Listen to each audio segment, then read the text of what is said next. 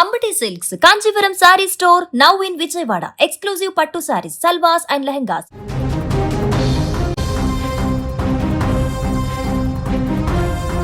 ప్రభుత్వాలు ఎన్ని చట్టాలు తెచ్చినా, కోర్టులు ఎంత కఠిన శిక్షలు వేసినా మానవ మృగాల్లో మార్పు రావడం లేదు.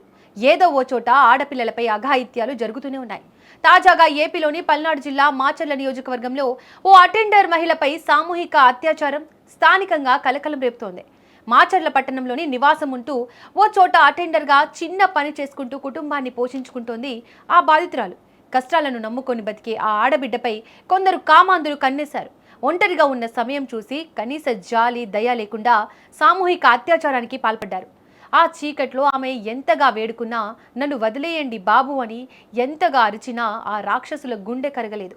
సమాజం నిద్రపోతున్న వేళ ఒక ప్రాణం నరకం అనుభవించింది. వాళ్ళు చేసింది కేవలం శారీరక దాడి మాత్రమే కాదు, బతకాలనే ఆమె ఆశను, ఆత్మ గౌరవాన్ని ఆ మృగాలు చిదిమేశాయి. ప్రస్తుతం ఆ బాధితురాలు మాచర్ల ప్రభుత్వ ఆసుపత్రిలో చికిత్స పొందుతోంది. మంచంపై పడి ఉన్న ఆ తల్లిని చూస్తే ఎవరికైనా కన్నీళ్లు ఆగవు. ఈ పరిస్థితిలో ఆమె కుటుంబం పడుతున్న మానసిక వేదనను మాటల్లో చెప్పలేం. మాకు దిక్కెవరు అని ఆ కుటుంబం అడుగుతున్న ప్రశ్నకు ఈ సమాజం ఏం సమాధానం చెబుతుంది? మరోపక్క ఈ దారుణానికి ఒడిగట్టిన నిందితులను గుర్తించే పనిలో ప్రత్యేక బృందాలు గాలిస్తున్నాయి. కానీ ఈ గాయం మానేదా? ఆమెకు జరిగిన అన్యాయాన్ని కాలం చెరిపేయగలదా?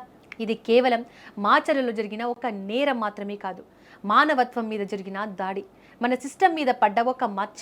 ఇవాళ ఒక సామాన్య అటెండర్కు జరిగిన ఈ దారుణం రేపు ఇంకెవరికైనా జరగకూడదంటే ఆ మృగాలను వెంటనే పట్టుకొని కఠినంగా శిక్షించాలి. పోలీసులు ఈ కేసును అత్యంత సీరియస్గా తీసుకొని బాధిత కుటుంబానికి న్యాయం చేయాలంటూ ఈ విషయం తెలిసిన వారు కోరుకుంటున్నారు.